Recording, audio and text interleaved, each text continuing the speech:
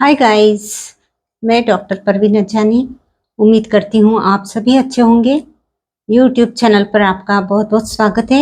आज हम बात करेंगे एक बहुत ही इम्पोर्टेंट टॉपिक को लेकर। जो लोग होम्योपैथिक मेडिसिन्स लेते हैं उनको ये मन में विचार आता है कि डॉक्टर्स हमारे साथ में होम्योपैथिक मेडिसिन जो देते हैं उनके नाम शेयर नहीं करते, या फिर दूसरा सवाल मन में आता है कि क्या होम्योपैथिक मेडिसिन्स के कुछ साइड इफ़ेक्ट्स होते हैं क्या? तो इस पर ही हम बात करेंगे।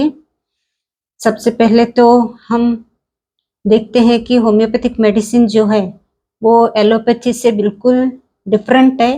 एलोपैथी में जो प्रोडक्ट्स रहते हैं तो डॉक्टर को लिख कर देना ही पड़ता है, क्योंकि मेडिकल स्टोर से वो दवाइयाँ खरीदनी होती है और वो पर्ची पर लिख कर देते हैं, तो पेशेंट को पता रहता है कि ये कौन सी मेडिसिन है, क्या है।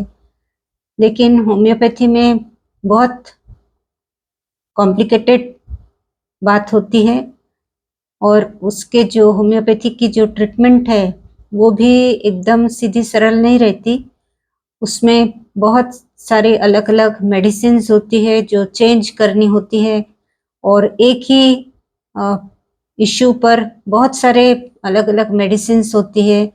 तो जैसे कि एसिडिटी है तो उसके क्या कारण हैं, उसको जानने के बाद में हम मेडिसिन का सिलेक्शन करते हैं। और जैसे हेडेक है तो हेडेक का कारण क्या है, रूट कॉज जानने के बाद में एक्यूट है या क्रॉनिक हेडेक है, तो ऐसा सब इंक्वायरी करने के बाद में मेडिसिन का सिलेक्शन होता है। और सारे मेडिसिन्स जितने भी पेशेंट हैं उनके लिए अलग-अलग मेडिसिन सिलेक्ट की जाती है। तो इसीलिए होम्योपैथी में बहुत माइन्यूट ऑब्जर्वेशन रहता है। डॉक्टर से समझ सकता है कि कौन से वक्त में कौन सी मेडिसिन देना है और मेडिसिन का पोटेंसी क्या देना है, कब क्या चेंज करना है, पोटेंसी हायर पावर में कब देना है। इस तरह से ये डॉक्टर को ही समझ में आ सकता है। तो पेशेंट जब डॉक्टर से कंसल्ट करता है और उसको मेडिसिन दी जाती है तो बस इतनी बात है कि डॉक्टर पर पूरी तरह ट्रस्ट करके उससे मेडिसिन लेना होता है। कोई भी डाउट न रहे कि कौन सी मेडिसिन है और क्या ये फ़ायदा करेगी या नहीं। इस तरह से मन में डाउट बिल्कुल रखना नहीं और मेडिसिन लेना बहुत ज़रूरी होता है। तो मेडिसिन जो होती है होम्योपैथिक मेडिसिन वो अलग-अलग फॉर्म में होती है। जैसे कि पेटेंट मेडिसिन होती है वो टैबलेट फॉर्म में आती है। तो मार्केट से जब हम देते हैं तब तो पेशेंट को नाम पता रहता है, लेकिन फिर मदर टिंचर्स है या फिर कोई डाइल्यूशंस है, तो उसमें क्या होता है कि डाइल्यूशंस में तो अलग-अलग पोटेंसी रहती है। 30 पोटेंसी से स्टार्ट होती है मेडिसिन, तो 30 पोटेंसी से लोअर पोटेंसी भी रहती है और 30 पोटेंसी सेफ होती है, अक्सर ज़्यादा यूज़ की जाती है। उसके अलावा 200, 1 एम, 10 एम इस तरह से आगे-आगे हायर पोटेंसी में मेडिसिन्स चलती रहती है। तो पेशेंट को तो समझ में नहीं आएगा कि ये मेडिसिन हमको कब लेना है और इसे कैसे रिपीट करना है, ये तो डॉक्टर ही समझ सकता है।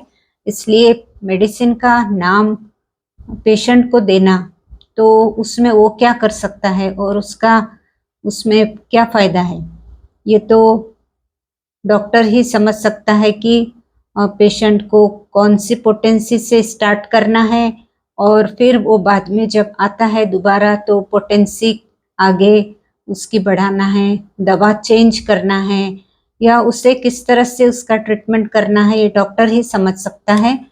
तो इसीलिए डॉक्टर्स जो होते हैं वो होम्योपैथी में केस टेकिंग लेते हैं, और केस टेकिंग लेने के बाद में जब सिंगल मेडिसिन निकलती है तो वो बात पर्ची पर नहीं लिखते और मेडिसिन बनाकर अपनी तरफ से देते हैं, ताकि पेशेंट फिर से दोबारा आकर उन्हें बता सके और फिर वो उसके बताने के हिसाब से आगे की ट्रीटमेंट कंटिन्यू कर सके। क्योंकि पोटेंसी भी एक बार दी है और उसके बाद में उसे रिलीफ है तो आगे हायर पोटेंसी में भी दवा देना पड़ता है।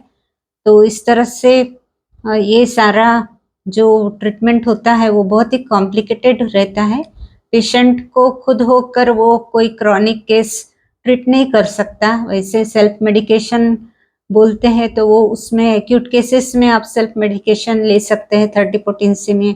यदि आपको मालूम है कि जोड़ों में दर्द हो रहा है या सर्दी खांसी बुखार हो गया है या हेडेक हो रहा है या कोई डाइजेस्टिव सिस्टम की कंप्लेंट है, तो आप कॉन्स्टिपेशन है, एसिडिटी है, तो आप ऐसे छोटे मोटे जो हेल्थ इश्यूज है उसके लिए तो आप मेडिसिन लेते हैं और आपको पता भी रहता है। लेकिन क्रॉनिक केस में डॉक्टर को ही ये केस सॉल्व करना होता है, तो मेडिसिन का नाम पेशेंट को बताकर भी कोई फायदा नहीं रहता। और दूसरी बात ये है कि इसके जो साइड इफ़ेक्ट्स की बात है, तो साइड इफ़ेक्ट्स तो नहीं होते हैं, लेकिन कभी-कभी क्या होता है कि कॉन्स्टिट्यूशनल मेडिसिन जब सिलेक्ट करते हैं सिंगल मेडिसिन या कभी हायर पावर में देना पड़ता है वो मेडिसिन, तो उसमें कभी-कभी पेशेंट के जो सिम्पटम्स है, जैसे पेशेंट को स्किन प्रॉब्लम है तो एक्जिमा है, तो उसका कुछ ना कुछ थोड़ा बहुत एग्रीवेशन दिखेगा, जिसे होम्योपैथिक एग्रीवेशन कहते हैं। मीन्स जो सप्रेस्ड, जो बीमारी सप्रेस्ड हो गई है वो पूरी तरह बाहर निकलती है और फिर उसका ट्रीटमेंट होता है और जड़ से उसकी प्रॉब्लम सॉल्व हो जाती है, ख़त्म हो जाती है वो बीमारी। तो इसलिए ये मेडिसिन होम्योपैथिक एग्रीवेशन कर सकती है, लेकिन साइड इफ़ेक्ट्स बहुत ही रेयर सुनने में आता है। यदि कोई मेडिसिन है और उसके कारण जो उसकी प्रॉब्लम है उससे हट के अगर कोई सिम्टम्स पेशेंट में आ गए हैं, तो फिर ये कह सकते हैं कि पेशेंट को ये दवा सूट नहीं कर रही और इससे मेडिसिन बदल कर देना है और ये मेडिसिन को बंद करना है। तो इस तरह से साइड इफ़ेक्ट्स की बात नहीं है, लेकिन होम्योपैथिक एग्रीवेशन कभी-कभी क्रॉनिक केसेस में हो सकता है।